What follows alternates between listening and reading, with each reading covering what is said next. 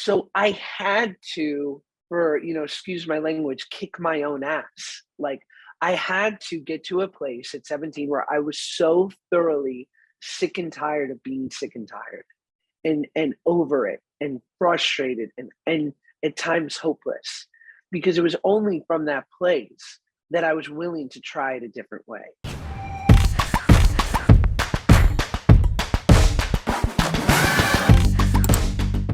Hi, everyone, and welcome back to the Mind Valley podcast.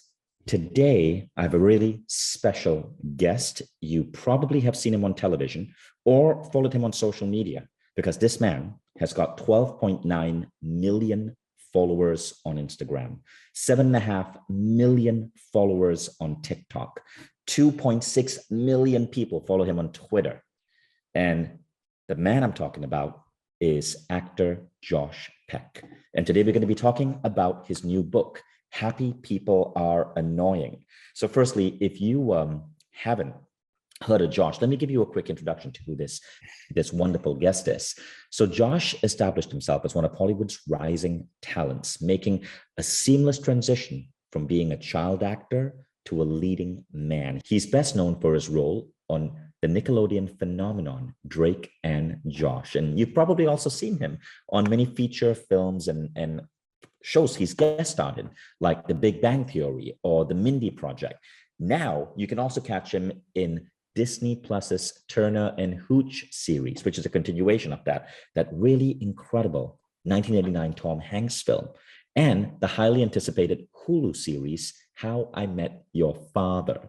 So I'm so excited to have Josh here, especially because we're going to be talking about a topic, happiness, which is a big topic on Mind Valley.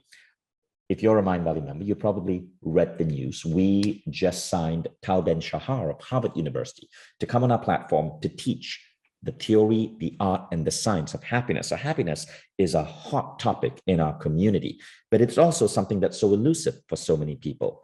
Today with Josh, we're going to be exploring this topic. Josh's new book is called Happy People Are Annoying, and you can get the book on Amazon. Josh, welcome to Mind Valley. Thank you. I'm so happy to be here. So Josh, firstly, let's talk about the book and what made you decide to release it. As I'm doing this interview, your book is the #1 new release on Amazon in self-help for eating disorders and body image issues, right? That's a really interesting niche. But tell us about the book. What made you decide to write it, and what is the book about? The book is basically about sort of what I believed happiness was throughout my life, that it was sort of this thing that was relegated to people who were naturally born attractive and good at sports and had generational wealth and basically like received some secret golden ticket into this world of happiness that I just did not receive. And it didn't seem fair. And I didn't quite know how to navigate life on life's terms. It just seemed everyone could adhere to this social contract and be good employees and be good spouses and be good friends. And I was just sort of lost. And only throughout my life and going through these challenges, these trials, these things that I uniquely had to walk through, that in the moment I felt, why me? Why do I have to? It seems as though everyone else is sort of just gliding through life without much objection. It was only through walking through those things that I was able to find a little bit of that joy I was seeking and redefine what happiness meant for me. Why are happy people annoying? Well, it's just because it's natural. Anyone who's naturally good at anything is annoying. Like, if you don't have to work for it, oh my gosh. There's so many people that I throughout my life, I mean, people who don't obsessively scroll Instagram, people who call you back on time, people who have the right amount of items in the 12 item or less line at the shopping market. Like, it's just so, I mean, how dare they? But the truth is that I'm, there are times in which I am one of those annoying people today. The goal is annoying. That's going to be my next book. The goal is annoying. So I know in the book you reflect a lot on your late teens and your early 20s. You were raised by a single mom, and you grew up under the spotlight, and that can be invigorating. It can also Mm. be cruel. Um, Tell us about that experience of your life and how you navigated that. Well, I think you're right.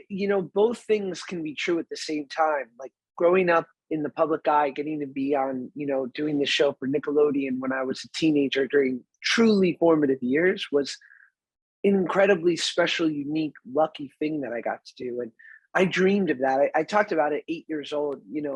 I would watch TV obsessively. I was an only child, single mom. She was busy working, so TV would keep me company at night. I'd leave it on at night so that the room never got dark. It was like a babysitter, a friend. My best friends growing up were Ace Ventura and Billy Madison and the Fresh Prince of Bel Air. These were my peers, and so getting to do something like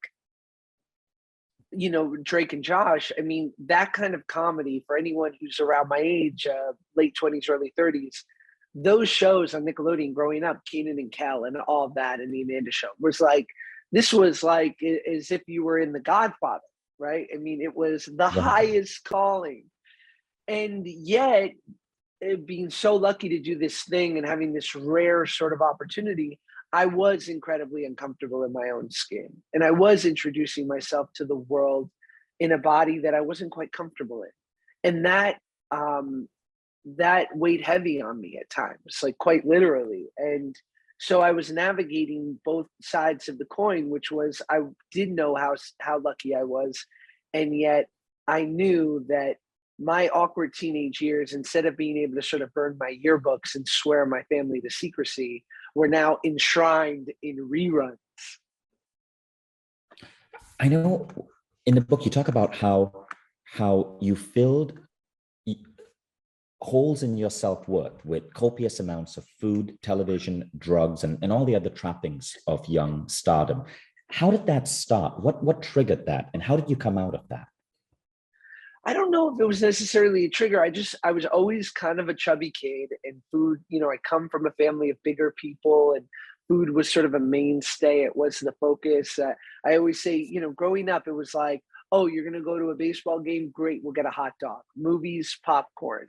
We're going to stay Mm. in. We'll order Chinese. We're going to go out. We'll get a slice. Holiday dinners, and food was a celebration. It was also used when things weren't working out, and like, well, at least we can eat. Um, Food was to be no big deal, just be able to eat. You know, uh, there's a lot of, for people like me, when you hear certain phrases like eat mindfully, or it's like that's a great idea, but I have a glitch in my brain when it comes to eating. It's not intuitive eating, like it sounds wonderful, it's a wonderful goal. If it works for you, that's awesome, but my intuition tells me more is better, that one is too many and a thousand's never enough. And so I and so as a young kid, I just sort of did the thing that most kids do, which is I ate junk food. I just did it a little bit more. And then at around 13 to 17, I put on about 80 pounds, and got quite heavy because I was walking to school by myself. And then there was a snack table at Drake and Josh. And God bless a good TV or movie set, there's usually unlimited food. And I think that, coupled with the stress of being so public, I really sort of went to town. Then you reversed that and you did something pretty incredible. You lost 100 pounds as a Mm. teenager, right? While you were on Drake and Josh. What caused you to flip that switch?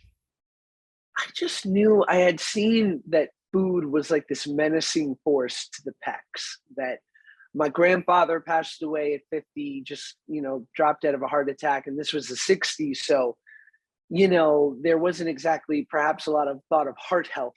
But I think it's safe to say that probably his lifestyle influenced his sort of untimely demise. And then, my mom had her own challenges with it. And so for me, it was like, if I don't take care of this, I'm going to perpetuate this cycle. And I also was 17 and wanted to, like, kiss a girl, and be a teenager. Right. And granted, I'm not making some sweeping judgment. There were plenty of kids at my age who were bigger or just not of the typical, body shape and size, who were living a fully experienced teenage life. I just was holding myself back because I was so insecure. So I felt like if I didn't do it at 17, I would then lose my college years. And then if I lost my college years, then I might lose my 20s. Like, I Mhm. just knew I would always have this governor. And if I didn't inevitably do this thing first, that I couldn't start doing all the work that would be ahead of me. When you went through that incredible, because you were a teenager, when you went through that incredible transformation, what was the hardest part about that? Because so many people want to do that, right? But there's a resistance. It's not easy. What was the hardest part that you had to overcome, that if you think if other people could do, they could pull off a massive amount of weight loss like that? Push-ups were the hardest. No, I'm kidding. I it's unfortunately, in my experience, pain is a great motivator, and you never learn anything good or you never learn anything on a good day. So I had to, um, for excuse my language, kick my own ass. Like, I had to get to a place at 17 where I was so thoroughly sick and tired of being sick and tired, and over it, and frustrated, and at times hopeless, because it was only from that place that I was willing to try it a different way, that I was willing to sort of give up any preconceived notions of how things should be or why I deserve different, and just say, well, I'm here now. And the only thing I can do is take one baby step out of this mess. And that's what it is, right? Because for years I tried, I would, start this intense diet on a Monday, and eat no white flour and no sugar, and lose 15 pounds in 3 days, and be like, oh my God, this is it. And then only to sort of fall on my face the next day and Yeah. put it all back on. But this time I said, I'm just gonna have to try to move a little more and eat a little less. And if there's a day where I eat something that's not on the diet, well, I'll live to fight another day. But this is going to have to be in millimeters, because when I try to like take huge leaps, I fall every time. How long did it take you for that transformation? 2 years, about 2 years to lose 120 pounds. Two But years, right? the truth was, I you can see it because, like, in the fourth season of Drake and Josh, I'm 120 pounds lighter, and sometimes they would air one of those episodes right before an episode from season one, and so Right. I think people were worried that maybe I had like a parasite or something. But it's an amazing transformation. So kudos to you. And did you find that there were teenagers or young people who watched that show who were inspired by what they saw you accomplish? Yeah, and you know what? I'm not proud of this, but I've never said this sort of. I say it in the book, but I've never said it honestly. Like, I wanted so badly at that age, which this might not be a feeling that's specific to me. I think you'd find a lot of teenagers perhaps that felt this way. I wanted so badly to erase my origin story, like to have not been known as the funny fat guy, that when people would approach me and be like, wow, you really inspired me, I would almost like shy away from it, because I was like, I don't even though that's a nice thing. Like, I remember that while I was losing the weight and people would mention like, wow, you look great. I was eating it up. It felt so good, because I'd spent so much of my life with people saying, we're worried about you, or you got to do something about this. But as soon as I lost the weight, I didn't want the compliments anymore. I just wanted everyone to forget. And it was only, through walking through this path, loving that kid, that overweight kid who had to be strong in ways that I don't have to be anymore. And that he just didn't have the tools that I have today as a 35-year-old man. Like that, now it's so honored to know that some people, might have been inspired by what I was able to do and gain a little maybe strength or perspective from that. It's like, that's better that's better than an Academy Award. Well, it's close. An Academy Award would be better. No, I'm kidding. But I mean, that's better than any award when you can actually impact someone's life. That's amazing. That's amazing. I mean, you've pulled off a couple of really incredible things, right? The health transformation is one, but there's something else that really intrigues me about you, and that is how you built such a massive following. 30 million fans across all platforms. You went from actor to YouTuber to Vine to Instagram to TikTok, back to full-time actor. Let's talk about that for a moment. What is causing so many people to seek you out, to want to follow you? Oh boy, that's a great question. I think I just learned how to hack the algorithm. No, I it's a hard it's a hard thing to answer. What I'll say is, I think one thing that's been a positive about me is that I don't have an ego about the delivery method of creation. I don't look at social media, even in 2013, when there was less data to support that it Mhm. would be what it is today, where the biggest stars in the world embrace it. The Rock, Kevin Hart. I mean, these people have YouTube channels. Will Smith. But then there was sort of a bigger divide between traditional and digital star. But I just felt like I had spent so much of my career at the mercy of the gatekeepers, where I had to please so many people to eventually get the job. And then I would do my part of the job, but I really had no say or input on the final product. And hopefully it was great. Sometimes it was. A lot of times it wasn't. I've done plenty of stinkers, and it's frustrating. And so this idea of being able to go straight to my audience, I mean, that's why I think early on with Vine, which for anyone who doesn't remember, Vine was like the original TikTok. It's now RIP, but miss you every day, Vine. Like this was, they were like, oh, this isn't YouTube. Like if you have a phone and you have an account, you have all the editing and video power to make this thing, and you can upload it like this. You don't need to know how to edit. You don't need to have a production team. You just need to have a good idea. So I remember Vine launches in 2013. My wife and I, who was my girlfriend at the time, we're just loving it. We're just fans. And one day she says, "Why don't you make a video?" And I put one up, and it gets some views, and then I do another one, and suddenly I'm starting to get a nice little following. And I remember I got really lucky. This buddy of mine, Rami Perlman, was working in social media in early days, and he was like an apostle of mine. Because I started to get calls from my agent and manager who were like, "Hey, we've been working so hard to like try to make you maybe not just the goofy guy from the kids show. Does this hurt us? Like you're being kind of a weirdo in your car, doing like, you know, just doing these odd characters. Does this hurt us?" And my buddy said, "Listen, don't let anyone tell you what this is, because I work in social media and I don't know what it is. But I'll tell you this, having thousands of people that will consume your content, that you can go to directly, that they can tell you what they like, what they don't like, and everything in between, that's powerful. Mm. So do this. Actually do it every day." And I started to make a Vine every day, and that's translated to the following that I have today.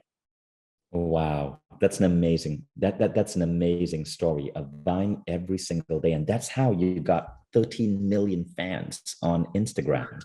So for those of you who aren't aware, Vine was a service that allowed people to post a 30-second video, and No, six then second. a 6-second video, and Yeah. then Facebook acquired Instagram from Kevin Systrom, and Facebook's, the way Mark Zuckerberg works is he wants to kill every other social media platform. So he copies what other people do. So Instagram copied some of the features of Vine, and they allowed video posting. And because of Facebook's massive audience, they were able to crush Vine, very similar to what they are trying to do with Snapchat. But Vine was a phenomenal app and utility. But then and yet somehow TikTok was able to sort of pick up where Vine had left off.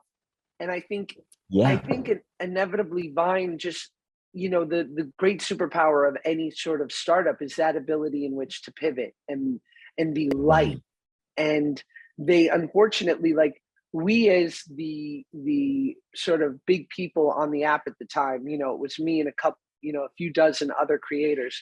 We were like their R&D team, happy to give them all this free feedback because here they were giving us this platform. Like it was this really sort of symbiotic relationship. And yet every time we said, allow us to make the videos longer, allow us to edit within the app, allow us to do this, or, you know, turn off certain comments or what have you. Unfortunately, it seemed as though they weren't able to pivot in the right Right. ways quick enough. And then when TikTok came on the scene, we were like, oh, it's like they took all our feedback and just did it. Yeah. And maybe they just had time on their side. Yeah, I've had interactions with ByteDance, the company that builds TikTok, and they are genius. It's amazing what these they're a Chinese company. It's amazing how rapidly they're innovating and how impressive their technology stack is.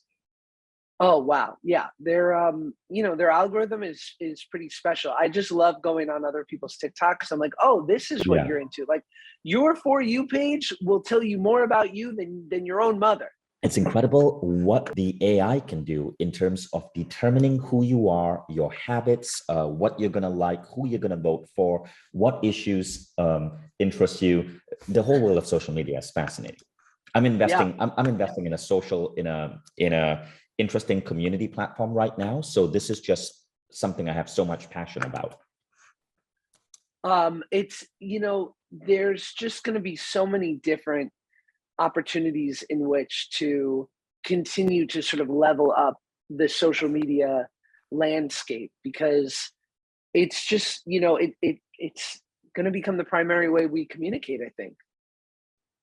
Possibly, Yeah. possibly. I'm betting on something else. I'm betting that the Yeah. future of social networks is going to go off the app and it's going to go to real world connections. So I'm investing in companies right now. I've evolved from being the founder of Mindvalley to now being an investor in community tech. And I'm investing Wow. and I'm interested in companies that are bringing people together in the real world because that's true human connection, right? Social media is really a way of democratizing entertainment, but it's not true human connection. I agree. So, I'm so, down. so I'm I down think for there's that. going to be a shift. That's why I But don't. That's why I'm terrified of the metaverse. I'm like, I'm not interested. I feel like I want to go camping in an actual forest. Well, I'm not sure I want to go camping, but you know what I mean. Like, you know, maybe I'm nuts. Maybe I should be, you know, buying real estate in the metaverse somewhere, you know, lakeside. no, people are misunderstanding what the metaverse is going to be. The metaverse is not going to be real estate. It's the biggest part of the metaverse is not going to be real estate in the cloud. The biggest part of the metaverse is going to be metaverse objects in our space, in short, augmented reality. Mm. I was sitting down with some of the in 2017. I was sitting down at a conference in Silicon Valley with some of the leading minds in AR and VR. And Peter Diamandis was hosting. He's a famous futurist, and he polled 6 men on screen on stage. They were all experts in AI, VR, and all of these different technologies. And he says, when will we have in regular glasses? When will we have the ability to see augmented reality? And all of them said, in normal glasses, no different from what I'm holding up right now, we'll get there between 2025 and 2029. That was the Wow. range from all of these experts, right? And so most of us will be wearing fashionable glasses. So these are blue light blocking glasses, Tom Ford. They're kind of cool. I like wearing them around. But in something as light as this, you'll be able to see augmented reality. And this is what's going to happen. It's not going to be the utility isn't going to be computer games. The utility is going to be this. So let's say you, Josh, when you went through that act of losing 100 pounds, there were certain foods that you liked. There were certain, maybe some healthy shakes, or perhaps there was a grocery list, or there was a health food store in your neighborhood. You could go there, go to that store, go to that supermarket, and right in the air, buy this, eat this, Josh's recipe. This is Josh's shake. And the people who follow you, when they walk into that real world, they see your annotation. They see stickies from you, your annotation, your markings in that physical space. And so what's happening is that they are in a way subscribed to your brain and your intellect within the context of that space. So that's where I believe the future of social media is going to be. Not us being hooked in computer games. That scares me. That is going to be so unhealthy for the human race, right? Yeah, I'm not even good at regular video games, and I'm not it. My friends always want to play Call of Duty, and I'm like, I'm not the one to be on your team. Yeah, I'm gonna get murked really quick. right. But that said, let's talk about social media because a lot of people are interested in that. I mean, who wouldn't want more followers on Instagram, right? It's great brand building. And many people who are part of Mind Valley are CEOs, are company founders, and it is an audience and it is something that you should leverage. Any company I invest in, I ensure the CEO gets an Instagram. In fact, I just invested in a company and I made the CEO open an Instagram account that very day. Wow. Because it's important, right? But what would be your tips to get people interested in following you and listening to your point of view and hearing your ideas on a platform like Instagram? I would say, it sounds reductive or overly simple, but honesty is rewarded. Vulnerability is rewarded in a way that we've never seen before because everyone's posting this curated life to Instagram of what they think people want to see, of what they want to present. I always say we always see the picture of the people at the club the night before looking hot and getting bottle service. What we don't see is them wrapped around the toilet the next morning. Like the reality is that you only have yourself. You are your own R&D department. I only know how to do it, and this sounds overly cool, but stay with me here. I only know how to do it the Steve Jobs Apple way. I don't know how to do it the Walmart way. So, and by the way, they're both good and they're both valid. I mean, obviously they're two of the biggest companies in the world. Mhm. But Apple and Steve Jobs' approach was always, it's not for our audience to tell us what they want. We have to create, we decide what they're going to want. And that's always when it's worked to my advantage, right? Is that if I'm trying to people please, if I'm trying to guess what's going to work, what's going to get a bunch of likes, what's going to really catch on, what's relatable, inevitably I'm probably going to fall short. Maybe I can hack the system for a couple tries, but it's going to have diminishing returns. But when I say this is funny to me, I think this is of quality, this is something I would want to watch, more times than not is when I find my sort of biggest wins. Conversely, Walmart's more like we adapt to what the consumer wants. They tell us what they like and we give it to them. Obviously, their model ain't hurting. They're absolutely crushing it. But I don't know how to do it that second way. I only know how to do it the first. Right. And I know you also use humor a lot. You're really funny. No surprise since you said Ace Ventura and Billy Madison were your idols, right? Were your people. I love those shows, so I really relate. And you also partner with brands a lot, and I bet that helps a lot too. Yeah, I mean, I've been so lucky. I remember when I got my first, I talk about it in the book. I got my first brand deal with a company called Badoo, which was a dating app, which everyone on Vine was doing these Badoo ads. And I'm like, what about Mhm. me? I like money. And so I remember, because it made sense, right? Like companies don't advertise on the Super Bowl for love of the game. They do it because they know it has the most eyeballs. And so when social media was in its sort of like early days, it only made sense that inevitably brands would come and try to leverage your audience, your eyes for their product. So I wound up doing this first thing for Badoo. They were like, we'll give you $5,000 and we'll wire it into a PayPal account. I was like, that seems insane. It makes no sense. And I've never been able to make money outside of show business before. I don't even have a PayPal account. And I remember I posted the video and within a minute, there it was. And I couldn't believe it. And it was sort of a preview of what was to come with brands and social media. And I was lucky because I was uniquely qualified because here I had this social media following, but also I had sort of been taught through 10 years of traditional movies and TV how to, be accountable, how to show up for brands, how to be a good partner in which to work with. And I've been doing it pretty consistently over the last 9 years. And I did a big campaign with Bank of America 2 years ago, sort of almost a 2-year long thing. And for 3 or 4 years. I did a yearly thing with Buick, and I just feel like, look, inevitably, we know that this content's not free, right? Someone's making money off of it. And so if I can make 10 videos a month and 1 or 2 of them are sponsored, and that can facilitate the other 8 that are free, I can sleep okay about that. Right. Right. Very true. Very true. Right.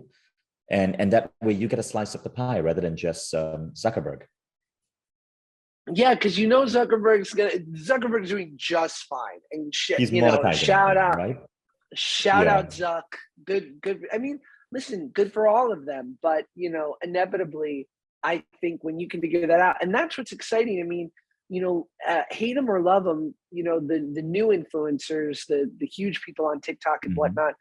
I think the merchandising, I think the fact that they're, like they invest in companies. I think that's sort of like the next step, because inevitably I'm still at the behest of some brand calling me and saying, hey, here's X amount for this campaign. But these people are now like, oh, no, we're not going to ask for anyone's permission. We're going to get in at sort of the ground level. Yeah. And Josh, now I want to switch topics a bit. And our final question for today is really about your upbringing. I mean, you grew up with financial hardships. You grew up with a single mom and no father figure. What was unique about your upbringing? Was there something about the way, some incident, maybe something about your mom that led you to this level of success? God, it's a great question. And how do we do forensics on our own life? Right? Because I always say a good life is an amalgamate of a million right things. It's doing the right thing in a small way over and over again that amounts to a good life. I love this phrase, your character is your fate. And somehow my life, in trying to be a good man, my life mirrored that of a good man. So I don't know, it's so it's kind of corny, but when people say like, knowing what you know now, what would you have changed? And it's like, well, if I changed anything, I wouldn't be here. And if I'm, pleased with where I'm at, then, you can't really change anything. So I certainly think there were some sweeping big factors. I didn't know my dad, which I think sort of rocked my foundation from the moment that, DNA, branches were sort of like chromosomes were intermingling in my earliest inception, right? Or conception. Like that was sort of like set a tone even before I was actually living, breathing on this earth. And then, some financial insecurity, the fact that my mom was a bit of an unrealized performer, that she was a natural comedian and singer, but maybe didn't have the support she gave me. There was so much at work. I love this idea of epigenetics, which is like trans, and it has sort of its place in trauma, that this idea of transgenerational trauma, that things that happen to your parents can affect you at your DNA, at your like base level. Now, of course, that can be negative, but there can also, I believe, that epigenetics can have a place in the positive side of things too. So my genetic inheritance played a part in who I am today, and it was inescapable, but it didn't mean that once I was able to, I was a teenager and I could take my life into my own hands, then it became incumbent on me. Like this was the hand that I was dealt, but I could play this hand to the best of my ability. So I lost the weight. I didn't lay down during challenging moments. And I always wanted to be married and have a kid, and I have that now, and that's the most important thing. So How yeah, old is your kid? He's 3. He's really spectacular. Amazing. The other day, he came home from school. He said, Dad, do you know Pluto is a dwarf planet? I said, what are you trying to prove? Like, you're smart enough, all right? Like, I'm already threatened by you. You're 3.